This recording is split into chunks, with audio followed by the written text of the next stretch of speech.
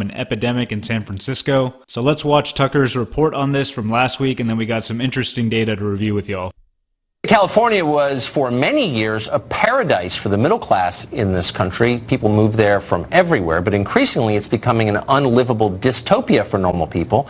Nowhere represents that better than the city of San Francisco. Car break-ins are surging there, but arrests are rare and police seem unable or even unwilling to protect the public. Recently, the show Inside Edition tried to investigate the crime wave, and here's what happened. These Bonnie and Clyde wannabes stroll up and peer inside our car. He tries to bust out the front window with the glass puncher, but it doesn't break. So he goes for the back window, and there it goes, you just broke in. First, he grabs the purse and tosses it to his female accomplice. He reaches back in and struggles to pull out our big speaker. Time to activate our GPS unit. The chase is on. He went down there. We finally catch up to them at this subway entrance. I'm Lisa Guerrero with Inside Edition. You've got my speaker right there. You just broke into our car. What? We've got it on camera. You're going to want to give that back. I'm just going to call my mother. You should call your mother. That is an awesome idea. Can I talk to your mom? He leaves it on the ground and walks off. We got our speaker back. Now we have to find the girl. The purse is in this area. Here it is. Purse is in the trash can. Unbelievably, when we were inside conducting the interview, thieves came out here and they broke into our crew truck. They stole thousands of dollars worth of our equipment, so we actually got hit twice in one day.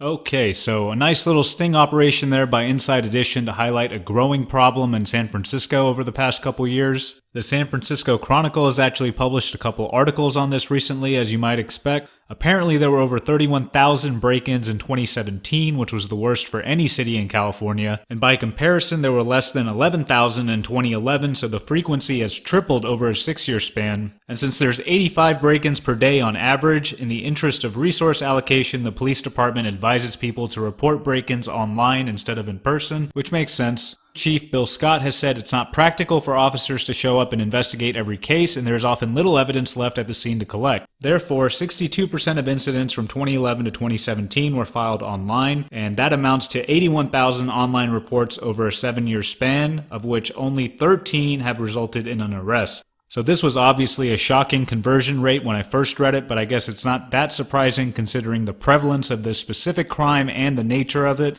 These criminals have apparently got it down to a science. This is from another Chronicle article from this year.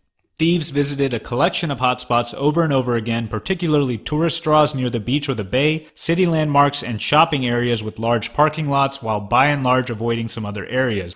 There are common themes such as vibrant atmospheres that give visitors a false sense of safety, and parking lots with little to no security where people leave vehicles for hours at a time with visible plunder for the taking. And it goes on to talk about one of the major hotspots. As with many other break-in hotspots, the area has large parking lots sitting out of view from the sites people come for. And this statement is from one of the locals. Steve Robinson, age 62, makes and sells jewelry at a stand in front of the Cliff House 2 days a week. Sometimes, he said, he'll walk by and see dozens of freshly pilfered cars with windows smashed in the lot. It's crazy, man, he said. It's going to be hard to stop this thing. They're running 3 deep. You got some people that are so sophisticated. So yeah, these criminals have gotten pretty smart about this over the years. I think that's clear. And this cute Bay Area reporter Melanie actually tweeted some pictures of messages people had written on their cars to deter break-ins because it's gotten to be that bad for them. I'll show you a couple of these. This looks like a Toyota Sienna. Thank you for letting this glass remain unbroken. For a year and a half, our car was vandalized 4 times in San Francisco.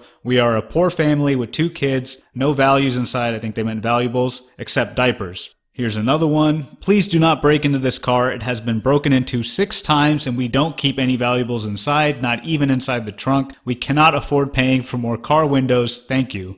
There's one more here. Someone already took the entire glove box. Literally, there is nothing inside except 8 CDs. And they wrote out the albums, 3EB, Eve6, Switchfoot. I guess a 90s fan like myself. All right, what else do we have here? I guess we'll close with this civil grand jury report from 2016. We read through it and it has a lot of good detailed information. We'll link it below with the other source material if you want to review it yourself. But the main thing we wanted to share from the report was in regards to the actual profile of these criminals. I'll read you this one paragraph. People assume auto burglaries are committed by people down on their luck, for example, the homeless, the drug addicted, or juvenile delinquents. While such people do commit auto burglary and other crimes of opportunity, SFPD investigators and prosecutors in the San Francisco District Attorney's Office believe the vast majority of offenses are the work of organized career criminals comprising less than 20% of the pool of offenders. Many are gang members, some are armed and violent, most have prior felony convictions. And then this was one of the key recommendations in the report, this one specifically regarding apprehension. Breaking into a car with the intent to steal is auto burglary, which is a felony under California law. However, because an eyewitness account is needed to make an arrest, fewer than 2% of incidences result in charges. An estimated 70 to 80% of auto burglaries are committed by criminal street gangs. To counter the threat of serial property crime, we recommend the SFPD Patrol Bureau Task Force on Auto Burglary become a permanent citywide serial crimes unit. So there you go. This is not a case of isolated incidents committed by independent and ultra-impoverished people. This is an organized crime activity. These guys have cars, resources, a proven method and strategy. And in my view, the only solution here that's guaranteed to work is significantly expanding the police presence in the city, starting with the known hotspots. But obviously, that's going to be an expensive initiative.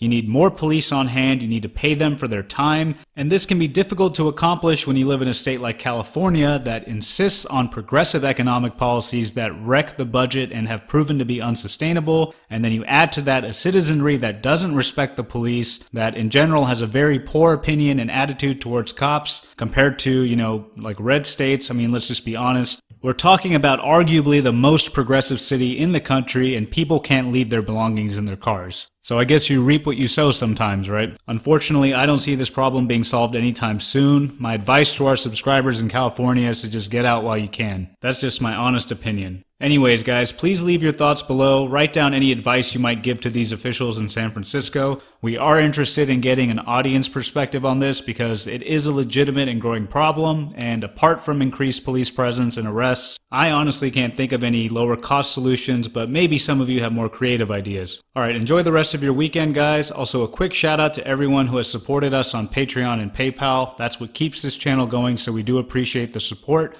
and I'll see y'all in the next video.